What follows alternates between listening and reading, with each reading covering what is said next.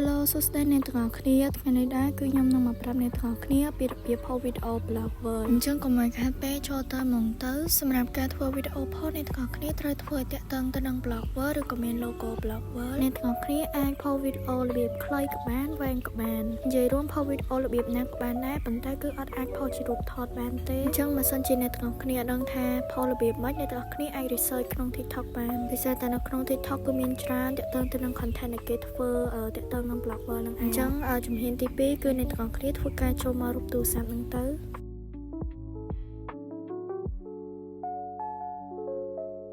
រួចហើយអ្នកទាំងអស់គ្នាចុច video channel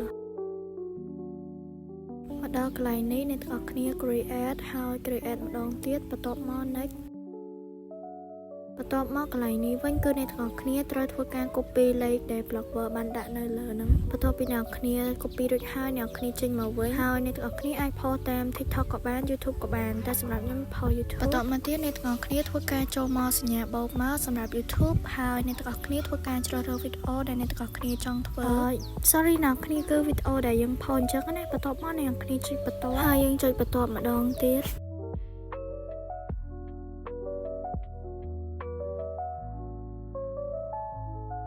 អញ្ចឹងគឺវានឹងនាំអ្នកទាំងអស់គ្នាមកដល់នៅទម្រង់បែបនេះរួចអ្នកគ្នាធ្វើការសរសេរទៅ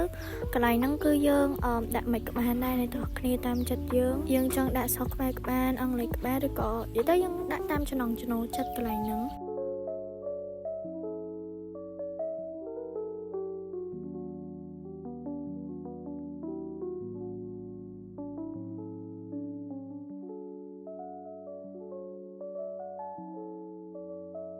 បន្តមកទៀតគឺអ្នកគ្នាមកមើលកន្លែងនេះបើសិនជាគេដាក់ public ឬក៏សាធារណៈអ្នកគ្នា post ទៅអត់អីទេប៉ុន្តែបើសិនជាវាចេញជាអក្សរផ្សេងអ្នកទាំងអស់គ្នាធ្វើការដាក់ឲ្យវាជា public ឬក៏សាធារណៈវិញទៅអ្នកខ្លះអាចនឹង post ទៅគឺដាក់ជាវាជាប់ឯកជនណាអ្នកគ្នាគឺអត់បានមើលកន្លែងហ្នឹងបន្ទាប់ពីអ្នកគ្នាដាក់រួចរាល់ហើយអ្នកទាំងអស់គ្នាចុចបង្ហោះវីដេអូខ្លីហើយគឺអ្នកទាំងអស់គ្នាធ្វើការរងចាំកន្លែងនេះសិនទៅអញ្ចឹងនៅពេលដែលវាពេញអ្នកគ្នាអាចចុចមើលសិនទៅ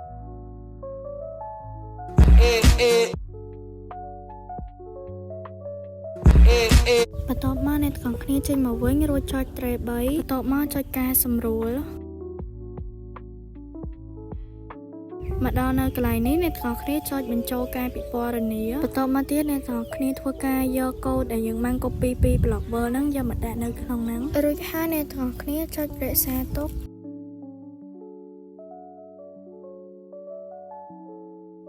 អត់ទាន់អស់ទេអ្នកទាំងគ្នាត្រូវចុចទៅលើវីដេអូហ្នឹងបន្ទាប់មកអ្នកទាំងគ្នាចុចចែករំលែកហើយចុចចម្លងដំណឬក៏ copy link បន្ទាប់មកអ្នកទាំងគ្នាចូលមកកាន់ blogger របស់យើងចុចទូរស័ព្ទចុច video channel បន្ទាប់មកយើងចុច create ម្ដងទៀតហើយ next រួចចុច start continue